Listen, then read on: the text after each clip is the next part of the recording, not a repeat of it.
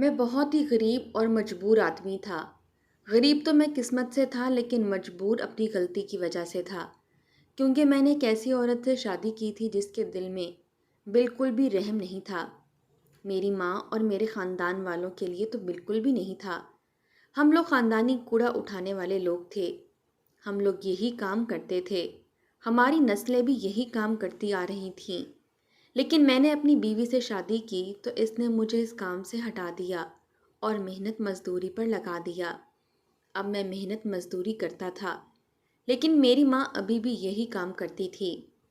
میں نے ایک دن اپنی ماں کو کہا کہ آپ یہ کام کرنا چھوڑ دیں، اور میری ماں نے کہا کہ اگر یہ کام کرنا چھوڑ دوں گی تو اپنا خرچہ کیسے نکالوں گی؟ تیری بیوی تو تیرے پاس 1 روپیہ نہیں چھوڑتی کہ تم مجھے دے سکے۔ میرے بھی 100 خرچے ہوتے ہیں، دوائیاں لینی ہوتی ہیں۔ میں نے نظریں جھکا لیں کیونکہ یہی سچ تھا۔ میری بیوی میرے پاس 1 روپیہ نہیں چھوڑتی تھی۔ مجھے کہتی تھی کہ ایک ایک دن کی مزدوری لا کر میرے ہاتھ پر رکھو، گھر میں نے چلانا ہے، اور اس گھر چلانے کے سسٹم میں وہ میری ماں کے خرچے نہیں گنتی تھی۔ میری ماں بھی یہی کام کرنے پر مجبور تھی۔ ان کی ایک لکڑی کی ریڑھی تھی جسے لے کر وہ نکل جایا کرتی تھیں اور آہستہ آہستہ ادھر ادھر پھرتی رہتی تھیں۔ لوگوں کے گھروں سے بھی کوڑا اور فالتو سامان لیا کرتی تھیں۔ اب زیادہ تر لوگ اس کو کبھی کبھی بلا وجہ بھی پیسے دے دیتے تھے، کیونکہ سوچتے ہوں گے کہ بزرگ عورت ہے اور بیچاری یہ کام کر رہی ہے، ہو سکتا ہے مجھے بددعائیں بھی دیتے ہوں کہ پتہ نہیں کس کی ماں ہے، اس کی اولاد نے اس کو اس کام پر لگایا ہوا ہے۔ لیکن میں مجبور تھا۔ ان کو صرف اتنا ہی کہہ سکتا تھا کہ وہ یہ کام چھوڑ دیں، اور وہ نہیں چھوڑتی تھیں۔ میری بیوی نے یہ خوشخبری سنائی کہ وہ ماں بننے والی ہے تو میں خوش ہوا۔ میں نے کہا کہ چلو میری بھی اولاد اس دنیا میں آ جائے گی۔ جب بچہ پیدا ہو جائے گا تو شاید میری بیوی کا دل بھی نرم ہو جائے گا، کیونکہ جب عورت بچہ پیدا کرنے کے عمل سے گزرتی ہے اور جب اس بچے کو سنبھالتی ہے تو اپنا آپ بھول جاتی ہے۔ فی الحال تو میری بیوی کو اپنے آپ سے ہی بہت زیادہ محبت تھی۔ وہ کہتی تھی اگر تم نے یہ کوڑے والا کام کیا تو پھر میں تمہارے ساتھ نہیں رہوں گی، کیونکہ مجھے تمہارے وجود سے بدبو آتی ہے۔ اس لیے وہ مجھ سے دہاڑی والی مزدوری کراتی تھی، جو زیادہ مشکل تھا۔ ایک کام جو میں صدیوں سے کرتا آ رہا تھا تو مجھے اس کی عادت تھی، اور اگر دیکھا جائے تو دونوں کاموں میں ایک جتنے ہی پیسے بنتے تھے۔ کبھی کبھی تو دہاڑی لگتی تھی، کبھی کبھی نہیں لگتی تھی، لیکن اپنا کام تو انسان اپنی مرضی سے کرتا ہے۔ کام جیسا بھی ہو، انسان کام کرتا تو ہے نا۔ کم سے کم میں چوری تو نہیں کرتا تھا یا ہاتھ پر ہاتھ رکھ کر تو نہیں بیٹھا رہتا تھا۔ جیسا بھی تھا اپنا کام تھا، اپنے ہاتھ کا کام تھا جو مجھے کرنے میں اچھا لگتا تھا۔ پر میری بیوی نے مجھے کہا کہ اگر تم نے یہ کوڑے والے گندے کام کیے تو میں تمہیں چھوڑ کر چلی جاؤں گی، اور وہ میری ماں کو بھی کہتی تھی کہ پورا دن پتہ نہیں کہاں کہاں پھرتی رہتی ہے، اس کے وجود سے بدبو آتی ہے، اسے کون نہا لیا کریں۔ وہ میری ماں کے کپڑے بھی نہیں دھوتی تھی۔ ایک دن تو میری ماں کے کپڑوں کو لکڑی پر رکھ کر ایسے لے کر جا رہی تھی کہ جیسے کوئی بہت ہی غلیظ گندی چیز ہے۔ میں نے کہا کہ کیا ہو گیا ہے تمہیں؟ کیا کر رہی ہو؟ اس نے کہا کہ بہت بدبو آ رہی ہے اس کے کپڑوں سے۔ توبہ توبہ، اس عورت کو کہو یہ کام چھوڑ دے۔ میں نے کہا کہ تم پھر ان کے خرچے پورے کیا کرو تو وہ یہ کام چھوڑ دیں گی۔ تو کہنے لگی کہ میں کیوں خرچے پورے کروں، میں تو خود ماں بننے والی ہوں، میرے پاس پیسے نہیں ہوں گے تو میں اپنے کام کیسے پورے کروں گی؟ کچھ کھاؤں گی نہیں تو تمہاری اولاد ہی کمزور پیدا ہوگی، پھر اس بچے کو کچھ ہو جائے گا تو کون ذمہ دار ہوگا؟ میری بیوی نے تو مجھے پورا لیکچر ہی دینا شروع کر دیا، لیکن میری ماں کے حق میں کوئی بات نہیں کی۔ اچھا ٹھیک ہے، ان کو بھی دے دیا کروں گی، یا کچھ کر لیں گے، یا گنجائش نکال لیں گے۔ میں بڑا مجبور ہو گیا تھا۔ میں ایسا انسان بن گیا تھا کہ جس کو پتا تھا کہ وہ مجبور ہے۔ وہ کچھ کر بھی سکتا تھا لیکن نہیں کر پاتا تھا۔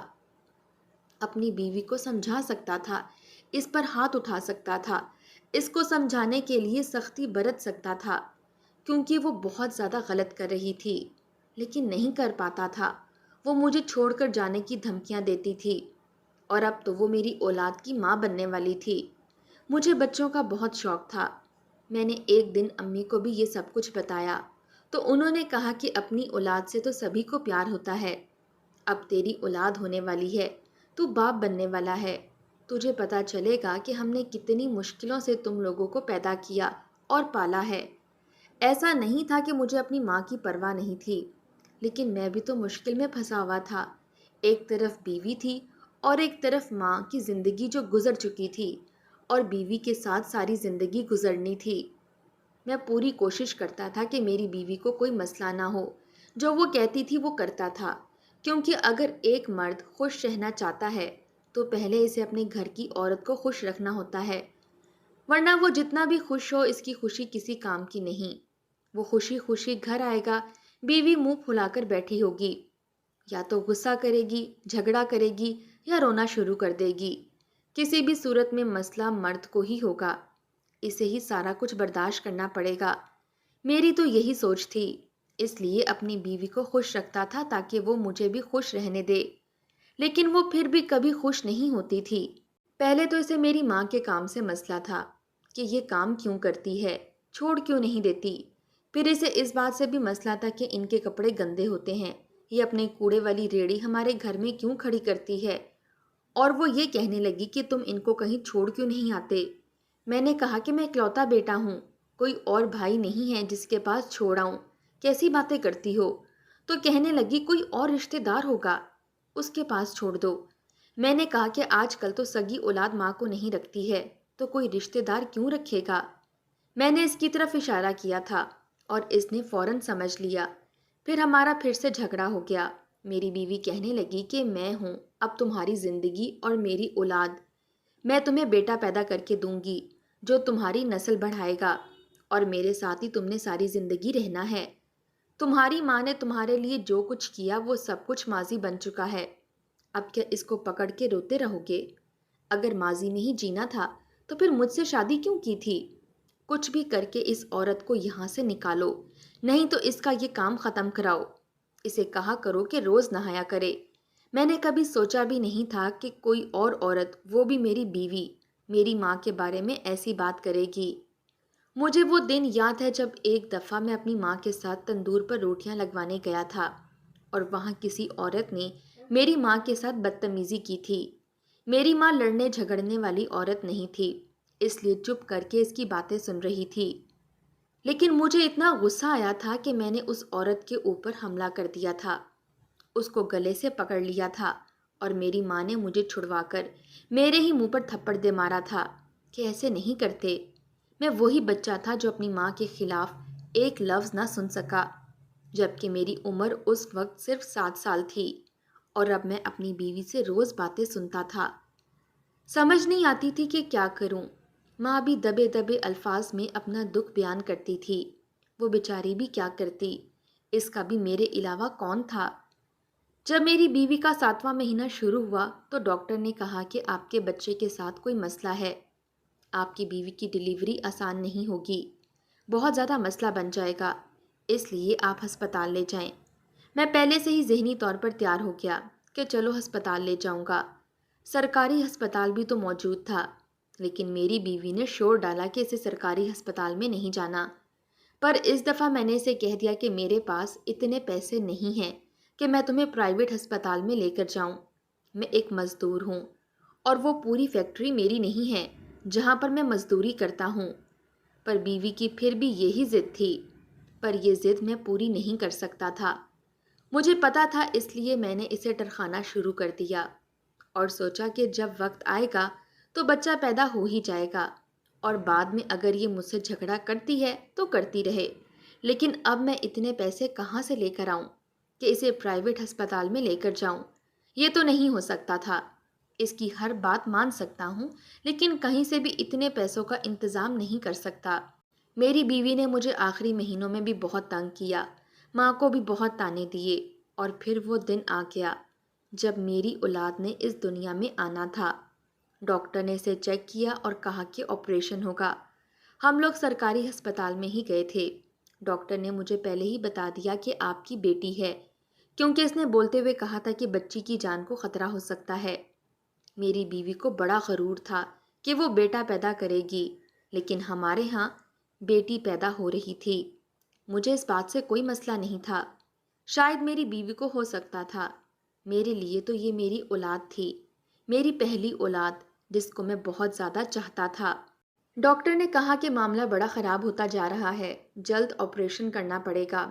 انہوں نے آپریشن تو کر دیا، بچی بھی بالکل ٹھیک تھی۔ میری ماں میرے ساتھ ہی تھی، جو بار بار دعائیں کر رہی تھی۔ میں نے کہا کہ آج اگر ماں نہ ہوتی تو ہماری اولاد کے لیے دعائیں کون کرتا؟ فی الحال تو سب کچھ ٹھیک لگ رہا تھا۔ ڈاکٹر نے کہا کہ آپ کی بچی بالکل ٹھیک ہے، لیکن تھوڑی دیر بعد انہوں نے کہا کہ آپ کی بیوی کے ساتھ کچھ عجیب معاملات ہو رہے ہیں۔ ان کے پورے جسم پر عجیب سے نشان ابھرنے لگے ہیں۔ لگتا ہے جو خون ہم نے ان کو لگایا تھا وہ ری ایکشن کر گیا ہے اور ان کے پھیپھڑے جواب دے رہے ہیں۔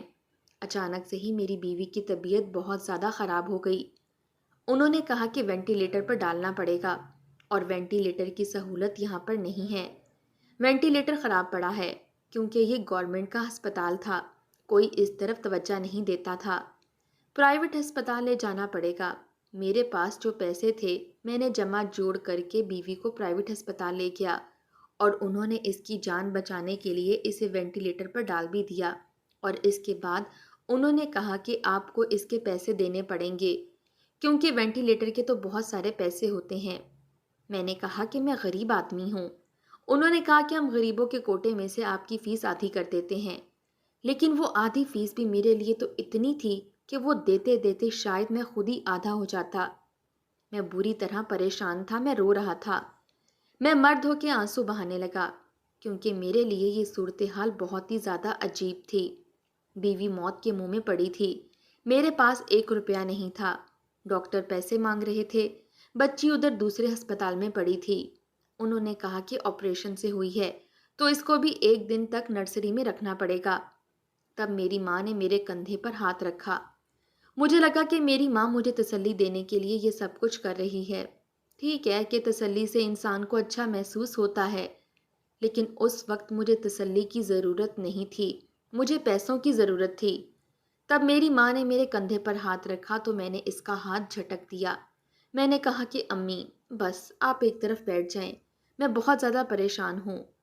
انہوں نے مجھے کہا کہ گھر جاؤ اور میری کوڑے والی ریڑھی کو توڑ دو، تمہارے سارے مسئلے حل ہو جائیں گے۔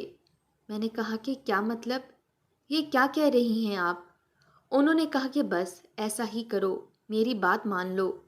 میں گھر گیا اور میں نے اس کوڑے والی ریڑھی کو دیکھا جو اوپر سے چھوٹی لگتی تھی، نیچے سے کافی موٹی تھی، جیسے اس کے اندر کوئی سامان رکھنے کی جگہ بنی ہوئی ہو۔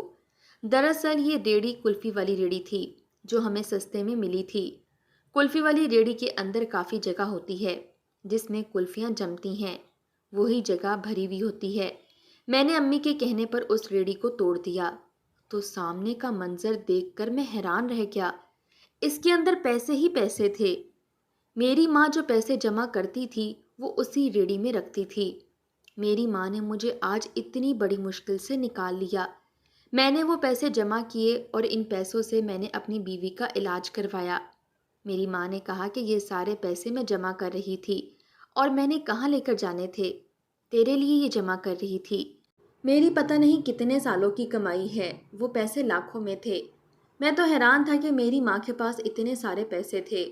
میری بیوی کو ہوش آیا تو غصہ ہونے لگی، کہنے لگی کہ کیوں مجھے پہلے گندے ہسپتال میں لے گئے تھے، میری بری حالت تھی، میں کتنے دنوں بعد اٹھی، تمہاری ماں نے تمہیں مشورہ دیا ہوگا اور اب جو مرنے والی تھی تو یہاں لے آئے ہو، تمہاری ماں کی نظر لگی ہے۔ مجھے عجیب نظروں سے دیکھتی رہتی تھی ہر وقت تو، اور اس کو کوئی کام نہیں تھا۔ آج میں نے اپنی بیوی کو اچھی خاصی سنائی، حالانکہ وہ ابھی بھی بیمار تھی، اسے ابھی ابھی ہوش آیا تھا، وہ موت کے منہ سے نکل کر آئی تھی۔ لیکن میں نے اسے کہا کہ تمہیں شرم آنی چاہیے، میری ماں کی وجہ سے آج تم زندہ ہو۔ انہوں نے اپنی جمع پونجی تمہارے علاج کے لیے نہ دی ہوتی تو تم ابھی تک مر چکی ہوتی، اور اتنے دن سے تمہاری بچی کو بھی میری ماں ہی سنبھال رہی تھی۔ وہی ریڑھی جسے تم گندا کہتی تھی، وہی کام جس کو تم گندا کہتی تھی، آج اسی کی وجہ سے تمہاری جان بچی ہے۔ کوئی کام گندا نہیں ہوتا، کوئی کام چھوٹا نہیں ہوتا، انسان کی سوچ گندی ہوتی ہے۔ انسان کی سوچ چھوٹی اور بڑی ہوتی ہے، اور اس کی زندہ مثال تم خود ہو۔ جب میں نے اپنی بیوی کو یہ سب کچھ بتایا تو اس کی آنکھوں میں آنسو آ گئے۔ اس کا مرا ہوا ضمیر جاگ گیا۔ اس نے فوراً میری ماں سے معافی مانگی۔ جب تک وہ ہسپتال میں رہی میری ماں نے ہی اس کا خیال رکھا۔ اس کے بعد وہ گھر آ گئی۔ گھر میں بھی ہمیں اس کا بہت خیال رکھنا تھا۔ میری ماں سب کچھ کرتی رہی، بچی کو بھی سنبھالتی رہی اور اس کو بھی، لیکن اب اس میں اور میری ماں میں کافی اچھے معاملات ہو گئے تھے۔ وہ میری ماں کی بہت عزت کرتی تھی، ان کو ماں کہتی تھی، جبکہ پہلے تو ان کو ماں بھی نہیں بلایا کرتی تھی۔ اب میری بیوی کو احساس ہو گیا تھا کہ گھر میں بڑوں کا ہونا کتنا ضروری ہوتا ہے اور کوئی بھی کام چھوٹا نہیں ہوتا۔ اگر آپ محنت کر رہے ہیں تو اس کا صلہ ضرور ملتا ہے۔ اب وہ میری ماں کے ساتھ بہت اچھے طریقے سے رہتی تھی، کسی بات پر بھی برا نہیں کہتی تھی، بلکہ میری ماں کا بہت خیال رکھتی ہے۔ میری ماں بھی اس کا بہت زیادہ خیال رکھتی ہیں۔ اسی لیے دوستوں، تمام دوستوں سے گزارش ہے کہ ماں باپ کے حقوق کا خاص خیال رکھیں، خاص طور پر شادی کے بعد، کیونکہ پھر بیوی کے بھی حقوق ادا کرنے ہوتے ہیں، اس کا بھی خیال رکھنا ہوتا ہے۔ لیکن بیوی کے آنے سے ماں باپ کو نہ بھول جایا کریں، ان کو بھی ٹائم دیا کریں۔ شام کو جب گھر آئیں تو ماں باپ کے پاس ضرور بیٹھیں، ان سے بات کریں، ان سے ان کے مسئلے پوچھیں، ان سے ان کی ضروریات پوچھیں، ان کو پورا کریں اور کوشش کریں کہ جو وہ نہیں بھی کہہ سکتے ان کے کہے بنا پورا کریں، کیونکہ انہی کی دعاؤں کے ذریعے آپ کی یہ زندگی جنت بنے گی، ورنہ اس زندگی میں بھی ناکامی اور اگلی زندگی میں بھی ناکامی۔ اور اسی طرح اپنی بیوی کو بھی تلقین کریں اور اس کو بھی سمجھائیں کہ اپنی ساس کو اپنی ماں سمجھے، اسے ماں کی طرح پیار کرے، اس کا خیال رکھے، اور اسی طرح ساس کو بھی چاہیے کہ وہ بھی بہو کو بیٹی ہی سمجھے۔ تو بس دوستوں، زندگی کے تمام مسائل ہی حل ہو جائیں گے، کسی گھر میں کوئی ناخوشگوار واقعہ نہیں ہوگا، نہ لڑائی جھگڑا ہوگا، یہ دنیا بھی سنور جائے گی اور آخرت بھی۔ کیسی لگی کہانی؟ کامنٹ باکس میں ضرور بتائیے گا۔ ملتے ہیں اگلی ویڈیو میں، تب تک کے لیے اللہ حافظ۔